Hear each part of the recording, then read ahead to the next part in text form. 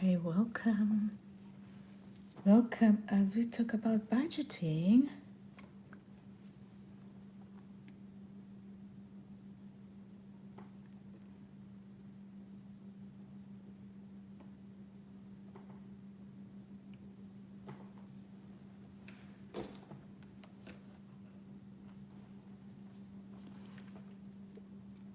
Hey, let's talk about budgeting.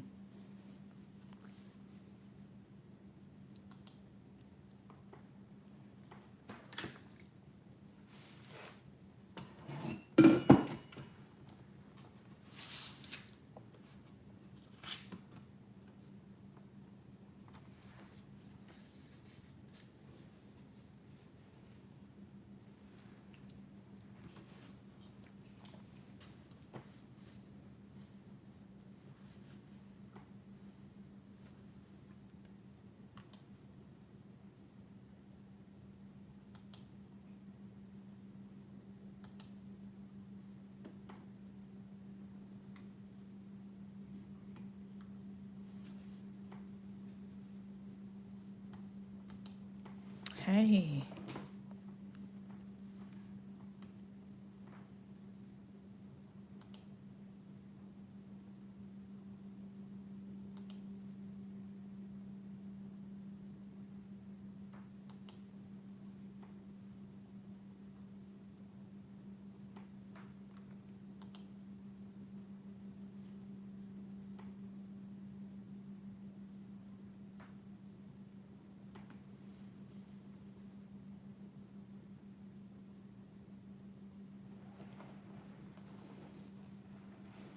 welcome, welcome, welcome. Only a few minutes and then we can get started.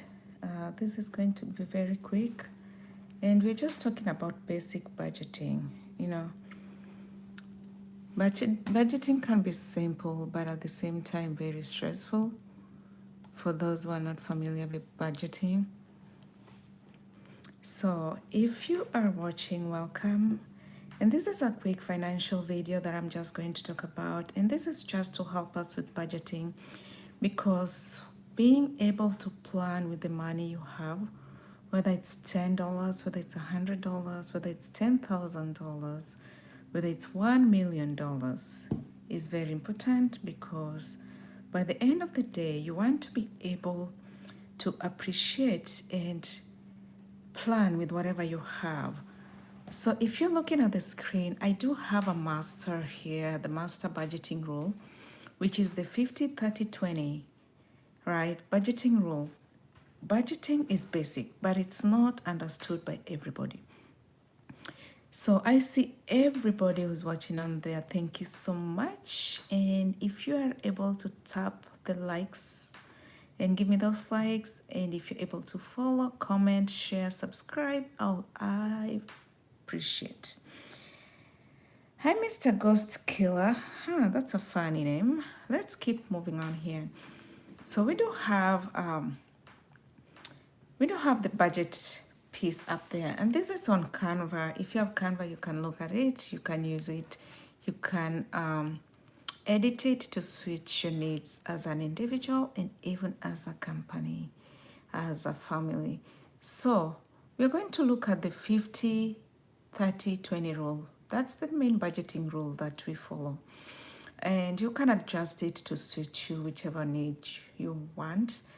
But for you to get to that financial freedom, or at least to work your way towards it, this is the gold rule that we utilize. And every area has different subcategories of it. So like our needs is targeting 50% of our income, our savings is 20%, and then our wants is 30%. So you can adjust this to accommodate your needs. So let's look at the needs category. So these are the things that you really need to be able to live comfortably. So things like housing. So when we talk about housing, some people may be paying for mortgage, some people may be paying for rent, some people may be paying for Airbnb, some people may be staying in a hotel. Whatever your situation is, your housing needs falls in that category. We also look at utilities. So utilities are things like gas, electricity, water, sewer. Those are part of utilities that you can't go without because you need lights to be able to see. You need gas to be able to heat and cool your house, to be able to cook, electricity for the same as well, and sewer to make sure your drainage is well. And then when we move on to health, you can talk about maybe health insurance. You can talk about things like if you, let's say, for example, your kids have braces, you're going to be paying a monthly fee for the braces. So health things you need to take care of your health. It can also fall under things like personal trainers if you have a personal trainer to be able to help you towards your health. If you have a therapist, whatever thing you have to pay for towards your health, that falls under that category as well. And next, we talk about insurances. So, insurances can include both health and even your motor vehicle insurance. Those are monthly occurrences. Some people can pay the premiums in a year, some people may pay the premiums in monthly stalls. And then we go to groceries. So groceries are things that you buy on routine basis to be able to use for your daily meals and even for your daily upkeep. So things like toiletries, all those fall under that as well. So that takes about 50% of what you need for that. And then let's move on to wants. So wants are things that you really need to be comfortable, but you can adjust to not need them. So things like dining out, how much you're spending if you're dining out. So let's say you're a couple and you decide that part of your marriage plan is to be going out every week to eat out. So that's your dining out expense there. Or if you're a family, you say every week we'll be going out to eat with my family. That's part of your dining out. Or even if you decide to go on your solo dates, I love going on solo dates. So this is something you can look at and just say, you know what? I go on solo dates once a week and I dine out, I treat myself. So that's part of the 30%. And then shopping. So shopping are things like, so let's say you love to treat yourself to shoes or clothing or perfumes or just some handbags, watches, whatever you decide to do for shopping, that's going to fall under your wants as well. And then saving for new stuff. So some people may say, you know, I want to buy myself a Louis Vuitton bag in about 6 months. And you don't want to spend 2,000 all at once in buying a Louis Vuitton bag. So you decide to save $200 every month or $250 every month to be able to save for that new stuff you want to buy. The other thing is hobbies. So your hobbies can be things like just going to different activities, going out to shows, to movies, whatever your hobby is, traveling, then those fall under wants. So you save 30% of that, such that by the end of the day, if you decide, okay, next week I want to go to Italy, you've already saved for it. You don't worry about the budget. It's already cut out for under your wants. You've been saving 30% of your income every single month to cater towards your wants. And part of your wants is hobbies. And if your hobby is traveling, why not? Next, we are going to look at the 20%. So 20% is savings. So your savings will include things like investments. So if you have an investment account, this is where you put that 20%. And under your savings, you can split them based on what your needs are. Emergency funds. And if you've already put up your emergency fund, which is your 3 to 6 month savings in that category, then whatever is left, you can always split it towards your other ones. Uh, and then you can also look at retirement.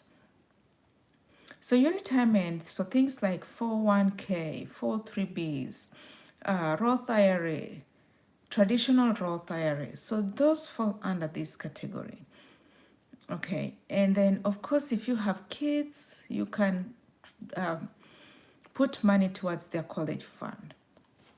And for college fund, you can decide to do different types of funds which are available, and those can range from 529 or even just things like Fidelity. Places like Fidelity also have college funds.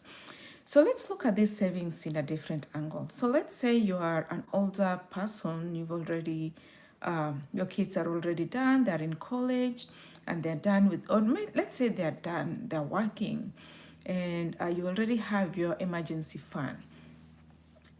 So your main goal is going to be geared towards your retirement in this case, and your investment. So those will be your main categories you'll be focusing on under your savings. And also, let's say you are a young lady, let's say you're 25, you're not married, you don't have kids. Of course, you're not going to worry about college funds. Maybe you're already done with college, and you probably didn't have to take out loans, so you're not going to worry about the college fund. You're going to worry about your investment, your emergency fund, and your retirement. And let's say you're done putting money aside for your emergency fund, then you're now going to focus on your investment and your retirement. And you probably will look at it like, I'm just 23, 25, and why should I worry about my retirement at this point? And your goal may be not to work until you're 60. You can retire yourself a little early. So that's where your savings comes in place, and make sure you are saving well and you are ready for the future.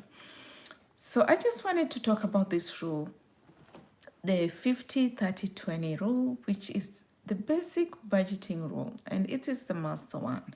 And as I mentioned when I was starting, is you can adjust this to the point where you need it to suit your needs based on your family needs, your individual needs, and of course, based on what your future holds.